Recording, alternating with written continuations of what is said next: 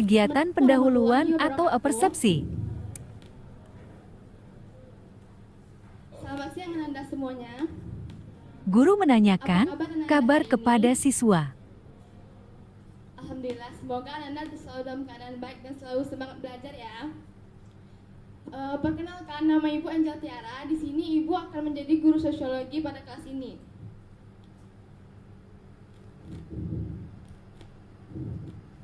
Anda semua Guru sudah tahu menanyakan belum materi kita hari pembelajaran ini? kepada siswa. Baiklah, materi kita hari ini yaitu integrasi sosial. Anda semua pernah mendengar kata integrasi sosial belum?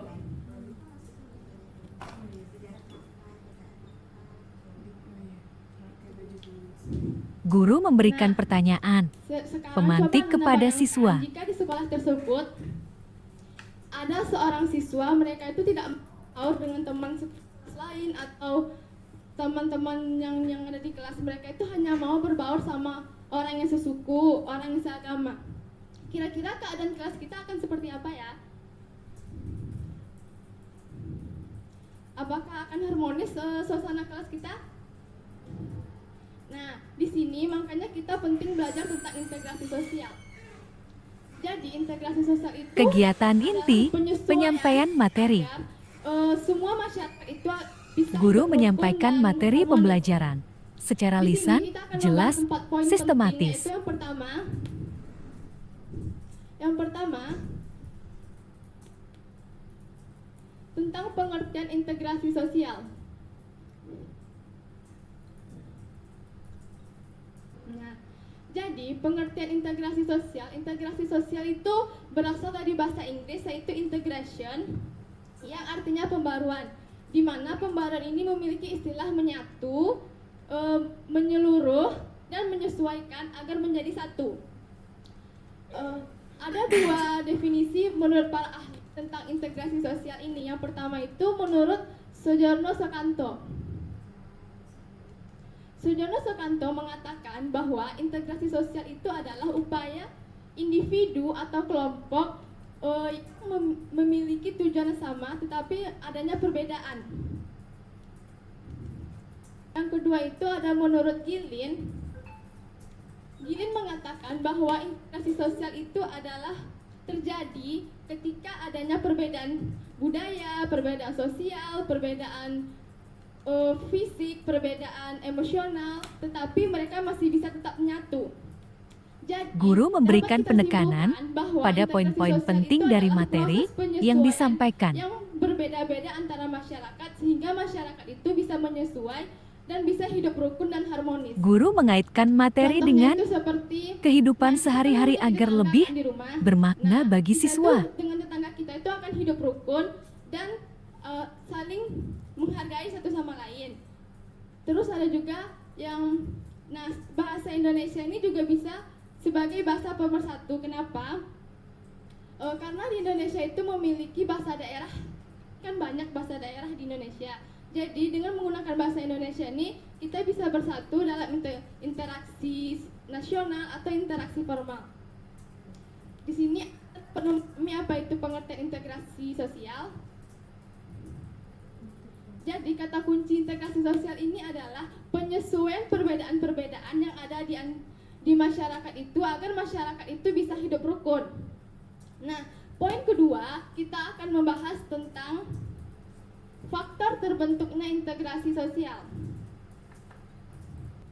Nah, integrasi sosial itu dapat terbentuk karena adanya dua faktor. Yang pertama itu ada faktor dari dalam diri masyarakat itu sendiri, dan yang kedua ada faktor dari luar diri masyarakat itu sendiri.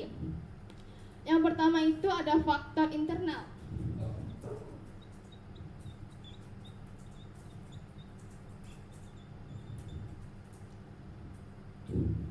Masyarakat itu bisa berinteraksi melalui faktor internal ketika adanya kebudayaan gotong royong. Masyarakat Indonesia itu kan memiliki kebudayaan gotong royong. Dengan adanya gotong royong, mereka itu bisa saling berinteraksi, saling berhubungan satu sama lain, sehingga akan jadinya integrasi sosial.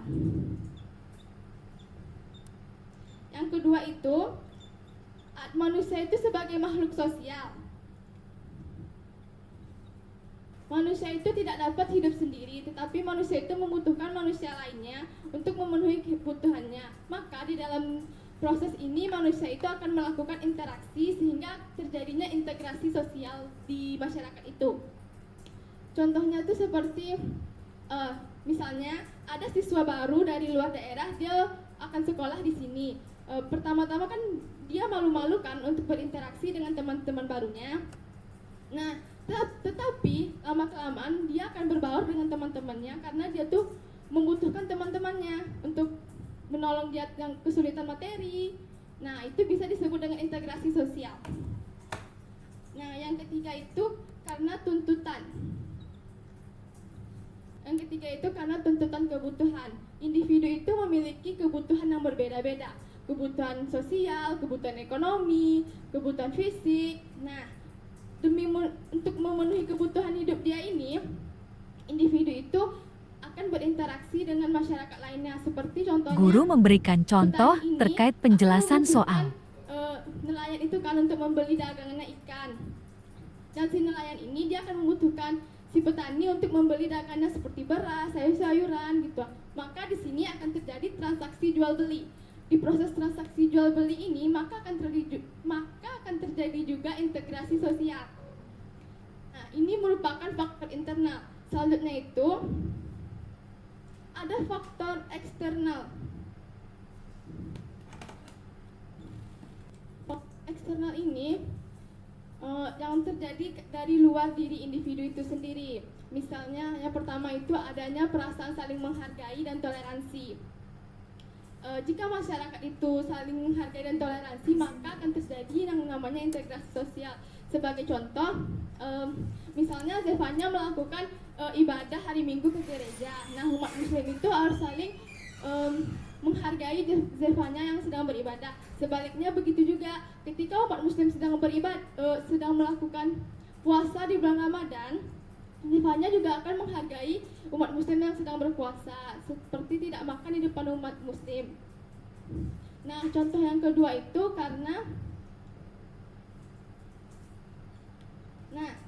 contoh yang kedua itu adanya kesamaan budaya. Di daerah-daerah di Indonesia ini kan terkenal dengan adanya budaya gotong royong kan. Contohnya itu seperti ketika ada orang yang akan melaksanakan hajatan atau acara perkawinan, nah masyarakat lain itu akan menolong orang itu tanpa disuruh datang. Masyarakat itu akan datang sendirinya ke tempat acara hajatan itu.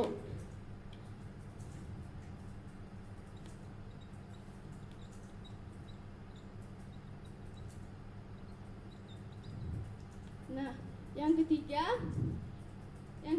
karena adanya persamaan visi dan tujuan. Jika individu itu memiliki visi dan tujuan yang sama, maka interaksi antara individu itu akan saling terhubung dan saling kompak.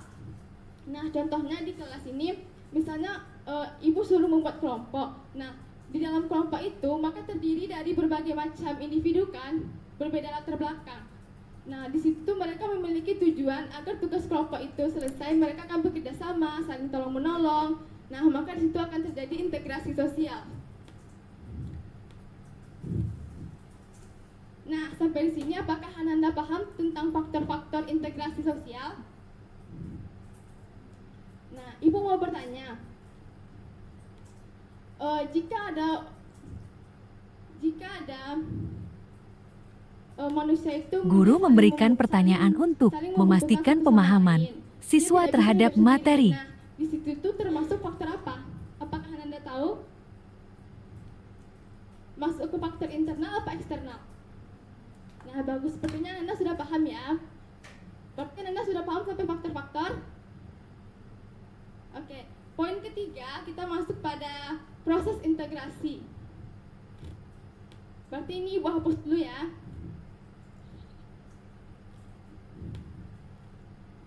Proses integrasi sosial itu ada 4. Yang kedua itu ada kerjasama,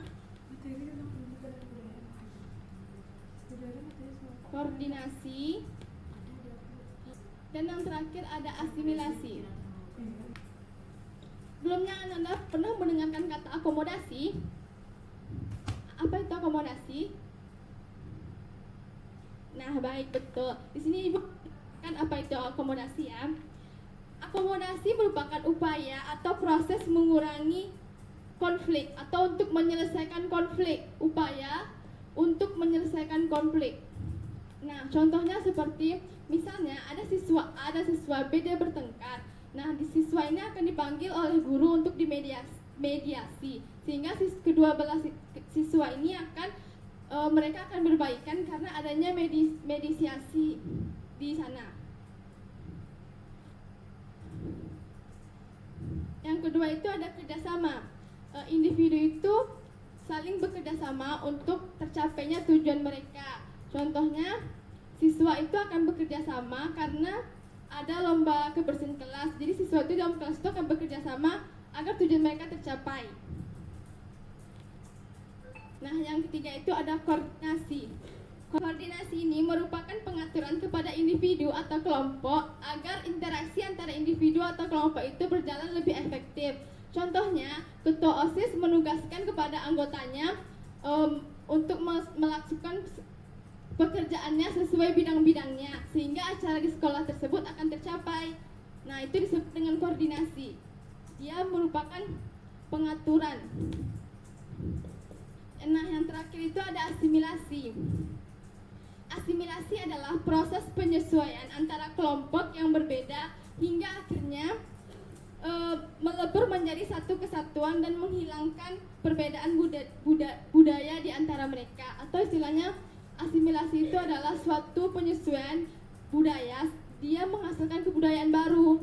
Contohnya seperti misalnya ada perantau dari Jawa merantau ke Sumatera. Maka orang Jawa itu dia akan melebur di sini atau dia akan beradaptasi dengan menggunakan bahasa di Sumatera, adat-adat di Sumatera. Nah, dia akan beradaptasi dengan budaya di Sumatera. Nah, yang terakhir, poin keempat, yaitu tentang bentuk-bentuk integrasi. Ada 3 bentuk integrasi. Yang pertama itu adalah integrasi normatif. Integrasi normatif. Kalian tahu kan norma itu apa? Norma itu merupakan aturan yang harus ditaati oleh individu atau masyarakat. Jadi, di sini individu atau masyarakat itu mereka bersatu karena adanya aturan. Contohnya seperti Indonesia itu kan masyarakat multikultural. Jadi pemerintah menyuruh masyarakatnya itu untuk berintegrasi, bersatu, tidak boleh saling berpecah belah. Itu karena sudah termuat di dalam Pancasila dan Undang-Undang 1945. Nah, yang kedua itu ada integrasi fungsional. Nah, integrasi fungsional ini adalah mereka bersatu karena adanya peran dan fungsi yang berbeda-beda. Contohnya seperti pemain bola, mereka kan memiliki peran yang berbeda-beda. Ada yang jadi gelandang, ada yang jadi kiper, tetapi mereka memiliki tujuan untuk menangkan. Nah, itu masuk contoh dari integrasi fungsional. Dan yang terakhir itu ada integrasi koersif. Koersif ini artinya kan kekerasan. Nah, jadi mereka ini bersatu hanya paksaan dari karena adanya kekuasaan di sana. Contohnya seperti ada mahasiswa yang demo dan polisi melakukan penyemprotan gas air mata agar tidak terjadi bentrok di demonstrasi tersebut. Sampai sini, apakah Anda paham dengan materi yang Ibu sampaikan? Kegiatan penutup. Integrasi sosial itu adalah penyesuaian perbedaan-perbedaan yang ada di antara diri individu agar individu tersebut atau masyarakat tersebut dapat hidup rukun dan harmonis. Jadi, Ibu berharap materi ini Ananda semua bisa mengaplikasikannya ke dalam kehidupan Ananda setiap harinya. Mungkin hanya sekian materi yang dapat Ibu sampaikan. Ibu akhiri. Assalamualaikum warahmatullahi wabarakatuh.